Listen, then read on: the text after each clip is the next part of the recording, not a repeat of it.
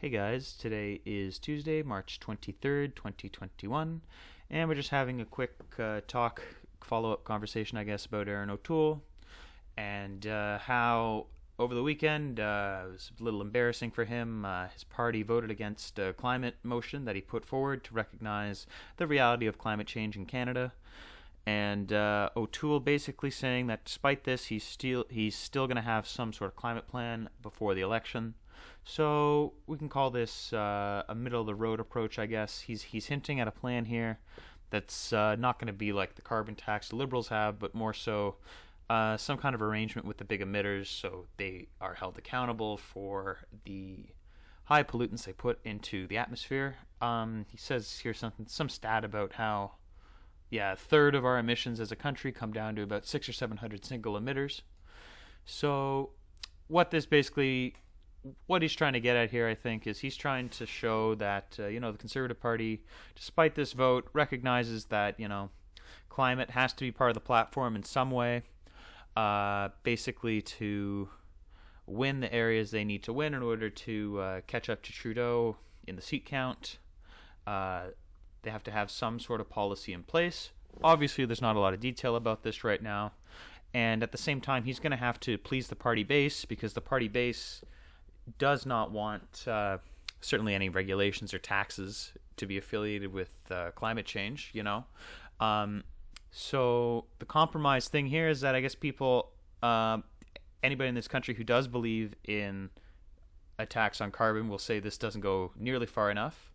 And possibly on the right, it might be feared that, this does too much, or this is too much of a burden that, is a tax and all but name only. So, I think O'Toole is learning here that, he is trying to please everyone, and as a result, he might end up pleasing no one with this.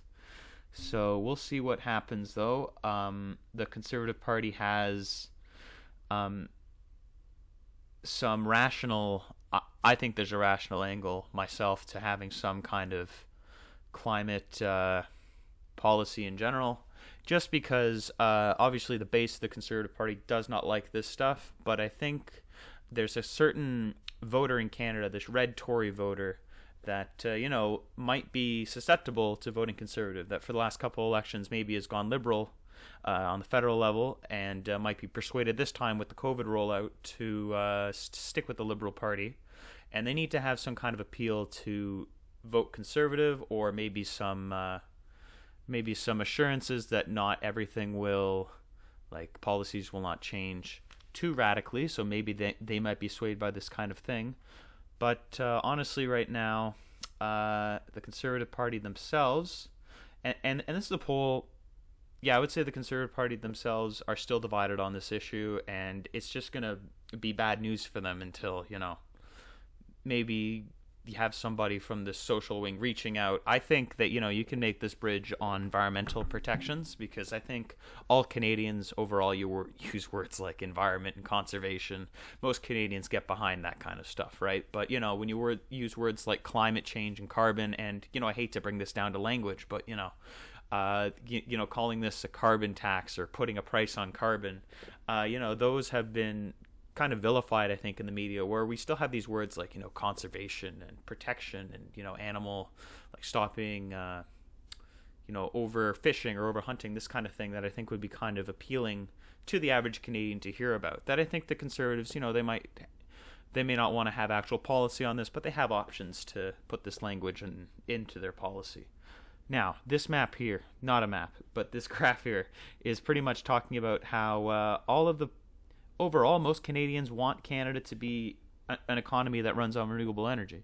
And this is true not just in, these parts that we know support a carbon tax, Quebec being number one here and BC being number two, but, also in Alberta, there's majority support here for some kind of economy that runs on renewable energy, and this is true with Conservatives as well. So, it's not a completely dead issue to be going after this stuff, especially if climate change becomes an issue that people care about with this next election, which obviously it might not be, but right now this is the central riff of the Conservatives, and it's creating a bit of an issue.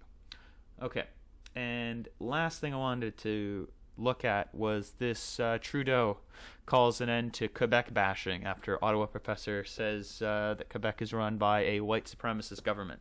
Now, what is this all about? Well, if you know anything about Quebec, you know that the Coalition Avenir Québec, they're in charge of Quebec right now.